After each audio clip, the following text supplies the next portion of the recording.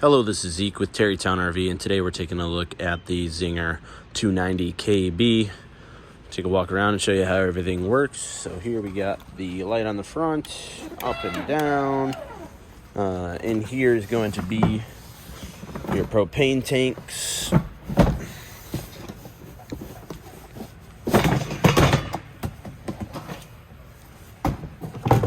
Twist to the left to open, twist to the right to close. Whatever way this black tab here is facing is going to be the tank you're reading from. So if you wanted to use this left tank, open it up and point the black tab this way. This is your battery disconnect. So once the battery is hooked up, you have the power off and on labeled on here. It's kind of hard to see with the camera here, but I promise you it's there. To turn the batteries off, just twist that to the off position. Pass through storage areas right here. Your front crank for your jack. For the front tongue jack is right there. So walk around, squeeze through here. Tires will be filled, lug nuts will be checked, so you'll be ready for the road come pickup day. And back here is the city water connection. So this is what you're going to use if you're staying somewhere with a spigot on the site. So you'd hook your hose up, run it into here, tighten that down, turn the water on. That's going to run water directly to your faucet, sinks, showers, toilets, water heater, everything in the system. So you turn your water on there. This is the water heater right here. Before you run any water from the city connection or from your fresh tank, you're going to have to put your drain plug on. So that just goes right there. Tighten that down with a 1 1/16 socket wrench. Once that's on there nice and tight, then you're good to run your water. Once that water starts running, the tank for the water heater is going to start to fill up. It's usually about 8 gallons. Once it's full, water is going to start coming out of the hot side of your sink. And once that's coming out, you're good to turn the water heater on. Power cord plugs in right here, 30 amp. Down here are your sewer drains. The gray is on the left, black is on the right. Gray is sinks and showers, black is the toilet. Drain the black first. That way when you drain your gray, it helps to rinse out your sewer hose. Walk around the back side. Cable satellite hookups are right there if you're staying somewhere that offers that. There is a backup camera, quick connection up there. If your salesman hasn't already talked to you about getting a backup camera, you can purchase one come your pickup date and we get that installed, maybe put on the deal. So if you're interested in installing that, contact your salesman and we should be able to get that put on the deal for you. Ladder's 250 pound capacity for that. Roof is walkable. Just try to limit that to one person at a time. Your griddle hookup is back here for hooking these burners up to your LP connection right here, that little blue plastic tab there. You attach your LP hose into here and then flip this silver tab here to open the gas supply up, and that feeds straight off your front tanks. You have these back stabilizer jacks right here, and the switch for those is right up here on the frame. You just press that, that'll run them up or down. Again, those are just for stabilization, so those are not for leveling the unit. To level, you're going to be running your tires up on blocks or adjusting that front stabilizer jack. That front tongue jack for front to back and side to side is running the tires up on blocks. You got these two hoses sticking out here. Those are your low point drains, so you'll use those for dewinterizing and winterizing. Right now the unit has antifreeze in it, so before you were to use it, you'd flush all the antifreeze out of there. So plug into your city connection, run water out all the faucets, down all the drains, and then you'll take these drain caps off and run it until it's completely clear coming out of there. You'll be good to use that. Mini fridge right here. Temperature is adjustable in the corner. This only runs when the unit's plugged in. Outside shower is here. Unlock, twist, pull down. You got your hot and your cold on each side. Pull this out, you need to rinse something off. This is your black tank flush. What the black tank flush does is rinses your black tank out. So if you're draining that out, you can hook your hose into here, turn the water on, and that's going to rinse that out, push any of the waste that gets stuck in there out. Plugs here on the side. Cable if you're putting a TV outside here. Tires. Furnace exhaust does get hot, so don't touch that. If you're running the furnace, make sure you don't block this either. That's going to cause a fire hazard. And then off to the right here is the fresh tank fill. Plug your hose in here, turn the water on, and you can watch how full that fresh tank is getting from your tank level monitors inside. Once it's full, go ahead, shut the water off, and then you just turn your water pump on. That'll pump from that fresh tank to your faucets. Down here is the fresh tank drain. You see that white pull valve there? Pull towards yourself to open the drain up and push it in to close it. Do apologize for the noise. They're doing a showroom move right now, so it's a little loud. But anyways, that is the fresh tank drain. Front stabilizer jack switch is right here. Stand retract for this one. Other side of your pass-through. That's everything for the outside. Slide in and out switch is right here for your slide out. So you'll just hold in if you want to bring that slide out in.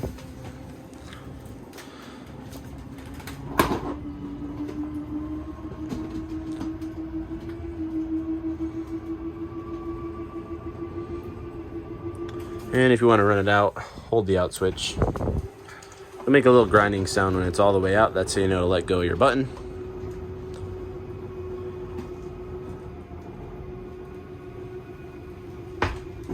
So you hear that little grinding, let go of your button.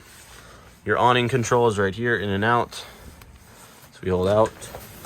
You see the awning start to run. I don't have a lot of room to put it out because we've got the pole here, but I'll show you how to pitch the awning. So once your awning's all the way out, you press these two tabs in right here and you can slide this arm up or down. So you can tip the awning this way, that way the water will run off the side. Keys are around the sink right here. These gray keys are going to unlock your main door. The silver keys are going to unlock any plastic doors and typically the compartment doors as well. Other things on the panel up here, you have your light switches. Then you have your water pump switch right here and your water heater switches right there. The water heater runs on gas or electric, so if you're plugged in, I just use the electric one. Otherwise, if you're not plugged in, go ahead and use the gas. Make sure your gas supply is on. Flip the gas switch here. It lights itself. 10 to 15 minutes later, you'll have hot water. The electric one, all you got to do is just flip that switch on. 10 to 15 minutes later, you'll have hot water. But again, make sure you don't turn those on unless the water heater tank is full. And again, you'll know it's full if there's water coming out of the hot side of your sink. These are your tank level monitors right here. So fresh, black, gray 1 and 2. You only have gray 1 though, so don't worry about the second one. Black and not black battery. Always reads full when the unit's plugged in. If you want an accurate reading of your battery level, unplug the unit. But yeah, as they fill, these red lights come on. Since this is a 30 amp unit, you can't run your electric fireplace and the air conditioner at the same time. So you have this little switch on the wall here to flip between the two. So fireplace, flip that up. Now the fireplace will have power. But if I were to come back to the switch, flip it to AC, you can see that the fireplace is off. Radio's right there. It's also the sound bar for your TV if you were to get one installed. Fireplace, that's electric, so power on. You got different colors, different brightnesses, and then temperature adjustment on there. That heats the place up quite nicely if you don't want to use your furnace. But if you are camping and paying for the electric bill, that does ramp the electric bill up quite a bit. Down here on the floor is the floor vents. Those are for the furnace. Make sure you don't put the full weight of your foot on there because sometimes if you get unlucky enough, you can fall through. So make sure you avoid these. Down there, right there, is the carbon monoxide LP gas leak detector. That does draw power from your battery when you're not using your unit. So if you're not staying in here for over a week, I'd take the negative end off your battery. Right here, breakers and fuses. Everything's labeled so you know what each one does. It is good to have extra fuses with you just in case. To light the oven, push your gas in, twist to the left, spark to the right. Make sure you only turn your igniter to the right. If you turn it to the left, you're going to break it. So make sure this only gets turned this way. So these three are your burners. This last one's the oven. Lighting the oven's the same. Push in, hold on the flame marker here. While you're holding that down, spark with the right. Keep doing that until you see the pilot light come on, and then once that's on, you're good to open this up to whatever temperature you wanted. Just keep in mind, these are not extremely accurate to the temperature, so cooking in these is a little difficult. Make sure for travel the glass gets folded down. Microwave, pretty self-explanatory. Got your refrigerator. 12-volt fridge runs off the battery while you're driving, and then once you plug in, runs off your 30 amp supply. So hold the power button for 5 seconds.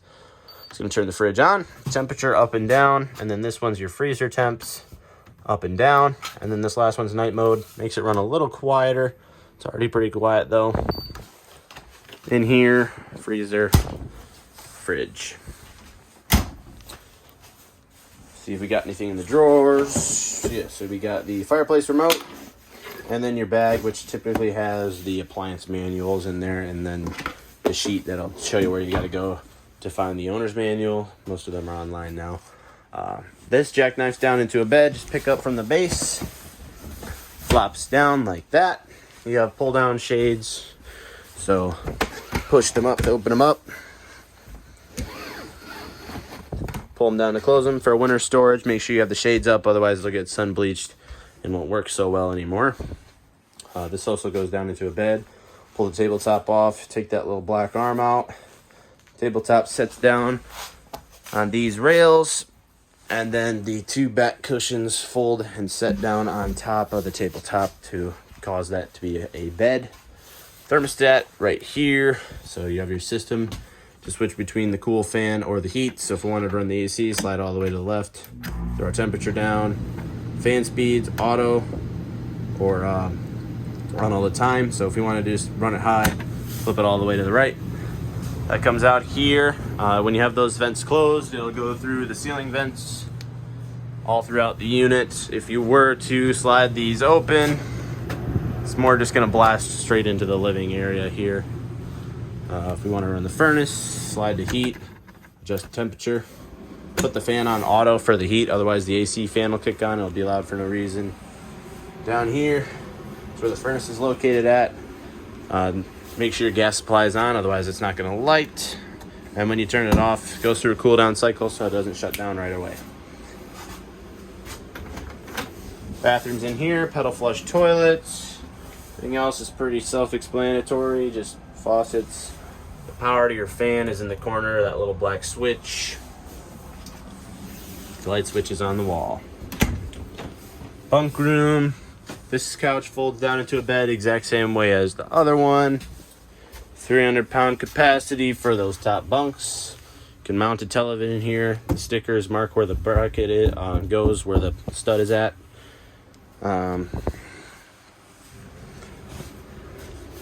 Your water heater access is going to be right here. So you have to get to your water heater for winterizing and de-winterizing, because for winterization you put your water heater on bypass. And what that consists of is going behind this panel. So you take these two screws out, pop it off. Then there's going to be two valves on the back side of your water heater, one up top and one down here. Both of those are going to be faced away from the water heater right now because we don't want any antifreeze to get into the water heater. So once you've drained the antifreeze out of the system, you come back here, put your drain plug on, and then open those valves up to face towards the water heater. That way when you turn your water on, it's going to run into the water heater and start to fill it up. And then obviously again for winterization, you're going to have to come back here and close those valves back off and drain the water heater out.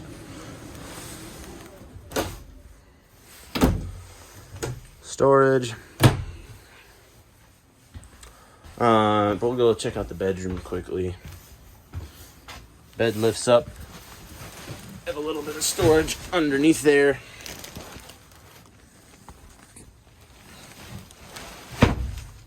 The lights in here, switches there. Then you have the one on the wall for the ceiling.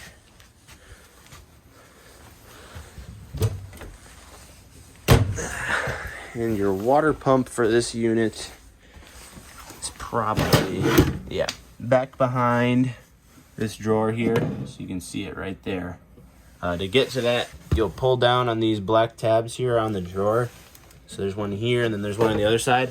Then that'll allow you to slide this drawer straight out. I'm just going to do that right now. Might as well.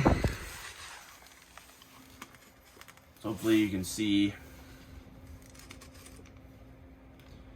angle it the right way. So push down, drawer slides right out. And then you can see the water pump right here. So it's got this little hose connected to it that you use for winterization. You stick this end of the hose into your jug of antifreeze, and then you have that little white valve down here, right there.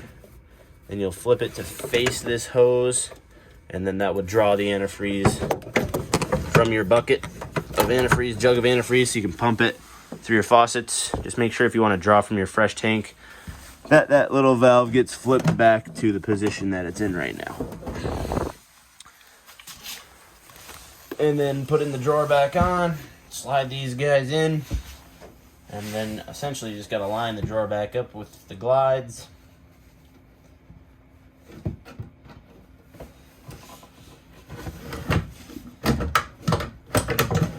And push it back in.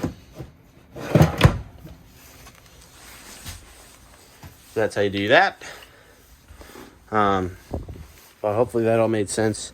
So for winterization, just hook that jug up, run it through all the faucets, down all the drains, until it's completely pink, and then use those low points as well until it's completely pink over there. Once you're done with that, you are all set for winterization. But with all that said, that should be everything for this unit. If you have any questions on your pickup date, please bring them with you. We'd love to get them answered for you. And we hope you have a great rest of your day. Thanks for watching.